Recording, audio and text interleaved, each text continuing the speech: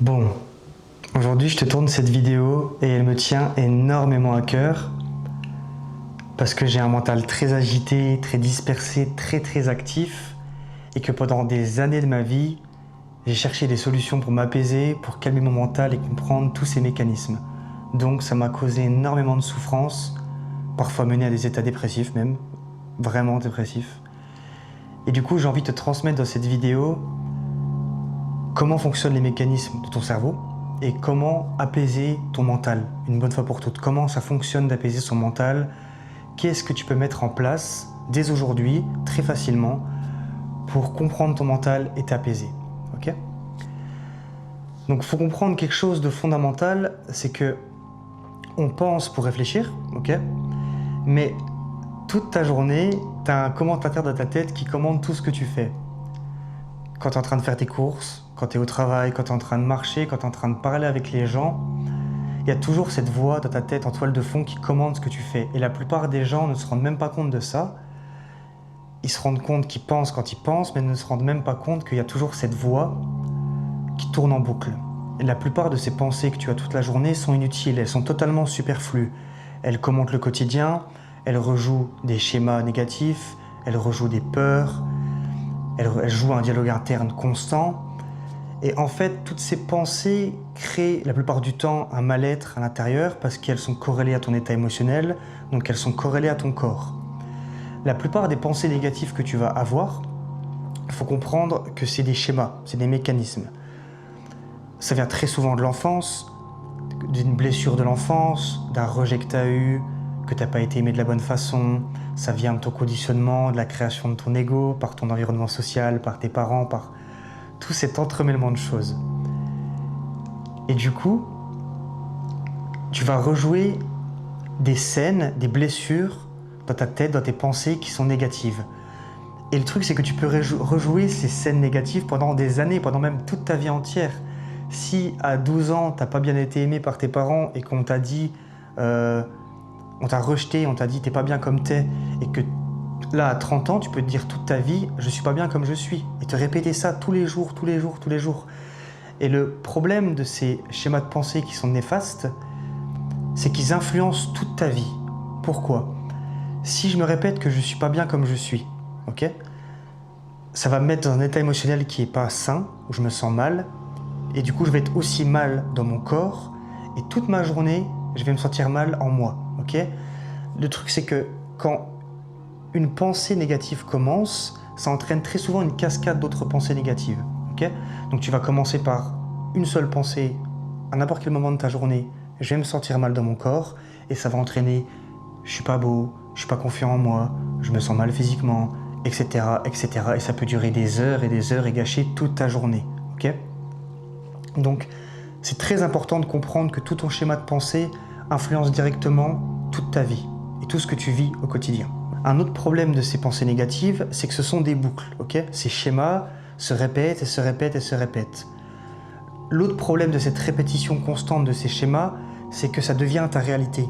À force de te répéter des choses négatives, à force de te répéter des choses qui ne sont pas bonnes pour toi, à cause de ces blessures, à cause de ces mécanismes et ces schémas que tu répètes, ça devient ta réalité parce que tu te l'es tellement répété, tu as tellement associé dans tes pensées ton identité et ces boucles, que ça devient ta réalité, ok ? Donc, on a assez parlé de négatif, on va parler maintenant de comment surmonter tout ça, comment tout ça fonctionne réellement. Le step, en fait, qui diffère d'une personne qui pense, d'une personne qui arrive à calmer son mental, c'est le fait d'observer ses pensées. C'est le fait de devenir conscient. J'aime pas trop ce terme parce que c'est vachement utilisé en mode New Age, spirituel, conscient, machin, ça veut pas dire ça. Être conscient, c'est voir ces schémas de pensée avant qu'ils arrivent. Je m'explique. Tu as une pensée qui te dit « je me sens mal dans ma peau », ok, généralement. Ça va débouler sur une cascade d'autres pensées, ça peut durer 1 heure, ça peut durer une journée entière, et flinguer ta journée entière. Et on veut surtout pas flinguer nos journées, parce qu'on veut une vie où on se sent bien, et le temps est trop court sur cette terre pour gâcher des journées à penser, ok ? Mais bref, je reprends. Tu as une première pensée qui arrive, et tu as une cascade d'autres pensées qui arrivent. Si tu travailles en mettant les bonnes pratiques, tu vas devenir conscient de tes pensées, prendre de la hauteur sur tes pensées, Et quand cette première pensée de ta journée va arriver, tu vas la voir arriver avant qu'elle ne commence, avant que la boucle ne commence. Quel est le premier pas? Quelle est la première action à mettre en place pour calmer ce mental, ok? Le premier pas, c'est pas vraiment devenir calme. Devenir calme, c'est plus une finalité. Le premier pas, c'est de commencer à avoir des rappels dans ta journée pour observer tes pensées, ok? Et te dire, ah tiens, là j'ai ce schéma de pensée négatif qui commence. Ah tiens, là j'ai cette boucle qui commence, ok? C'est de commencer à identifier ces schémas de pensée qui te font du tort, qui te font du mal, avant que ça déboule dans une cascade d'autres pensées négatives, ok? C'est le premier step.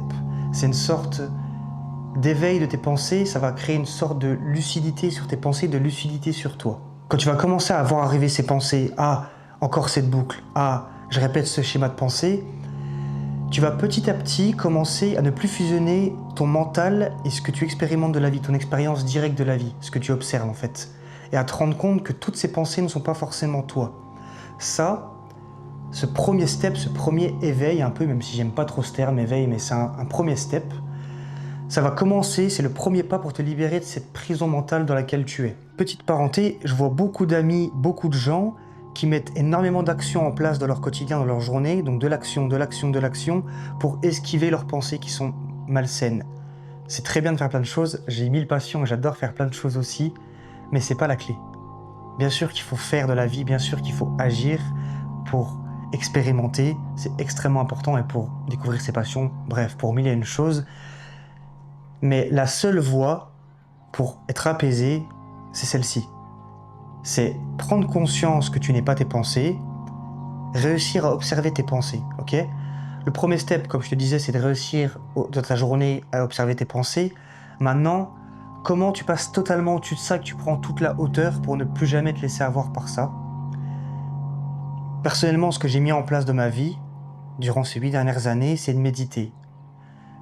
Je veux pas que tu penses que méditer c'est un truc de moine dans sa montagne et que c'est barbare et que c'est difficile. J'entends tout le monde me dire tout le temps « Ah, j'arrive pas à méditer, ah, c'est trop complexe ». Je te promets que c'est extrêmement simple de méditer. Parce que méditer, dans le fond, c'est un état, ça veut pas dire grand-chose. Il suffit seulement que tu t'assoies le matin, la première chose que tu fais le matin en te levant. C'est ça.